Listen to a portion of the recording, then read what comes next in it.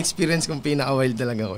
Yung kinidnap ako dito sa Sorrento. Kinidnap ka? Ginawa akong hostage yung... Kasi dati uso diskarte dito, benta ng mga kung ano-ano di ba? Tapos... What the fuck, kinidnap ka? Hindi ko alam yan Tapos, yun, Koy, dinukot ako. Ang hirap ko naman kidnapin. Mataba ka na ba nung dati?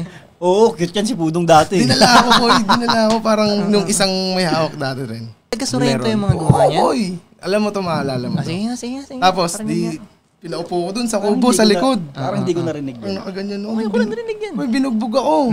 Ang ina mo, sino may hawak ng ano mo? Sino may ari niyan? Gets ko na yan Di ba, naalala mo? Wala, hindi ako nagsasalita talaga, wala. Tangina, binugbog talaga ako. Tapos kinip ako doon, parang hinostage talaga ako ng matagal buong gabi ko. Tangina, trauma ako nun.